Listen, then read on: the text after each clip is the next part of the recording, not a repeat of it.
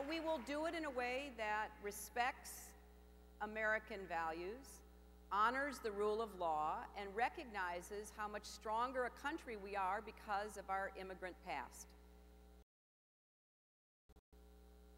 What I have tried to do is to understand where all of the venom and the incredible anxiety came from, and I've been thinking hard about this, and I have to ask all of you to think with me.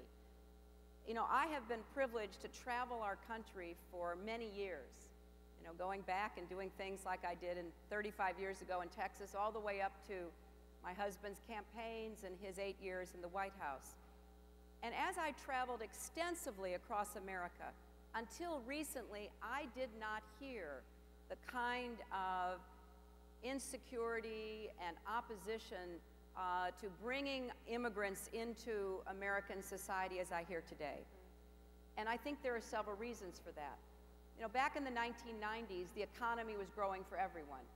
We had 22 million new jobs, and more people lifted out of poverty than ever before. And people were too busy, you know, getting a better future for themselves. They didn't talk to me about what was or wasn't on their minds about immigration. It was hardly ever raised. There has been a serious reversal in the lives of many Americans when it comes to their own economic well-being. Even though they're working harder than ever, they don't feel like they're getting ahead. The average income in America hasn't gotten higher. In fact, it's either stayed the same or in many cases actually declined. Healthcare costs have gone up. We have more uninsured Americans. We have the cost of energy, particularly at the gas pump, going up. We have the cost of education. So for many people, there is an insecurity about their own position right now that makes them worried about the future. And they're looking around for someone or something to sort of blame or point the finger at. And a lot of demagogues have come along and have really, you know, made that the core of the opposition to immigration. But I am going to continue to work for comprehensive immigration reform. And what that means to me is, yes, we do need to tighten border security. You know, after 9/11, we don't have the choice. We have to. We need to know who's in our country and how long they're staying. And so I think that should be something we all agree on. And NCLR has been very helpful in coming up with a comprehensive approach.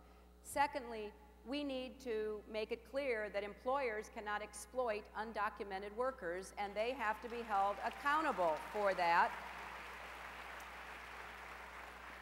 Number three, I think we need more cross-border cooperation when it comes to economic development, particularly in Mexico, but in other countries as well, in Latin America.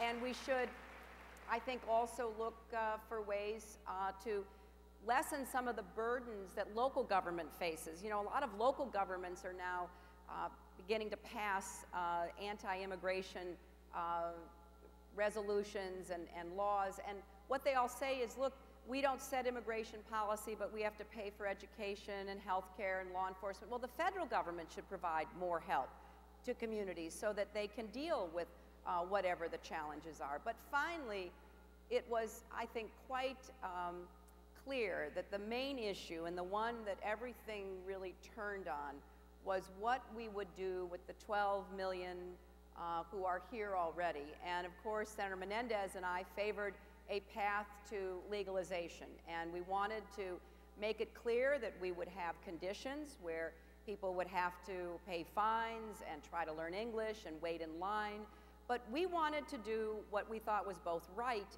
and realistic. You know, all the people who opposed that, I think, were not being very realistic. You know, put aside their opinions. You know, we have people here, they are working hard. The vast majority of them have really made a contribution to America, and we need to get back to making it possible for them to come out of the shadows. And of course, those who claim that it was amnesty, you know, I think we put appropriate conditions, and I would ask them what they are supporting is basically de facto amnesty, because right now, people are coming and going and staying.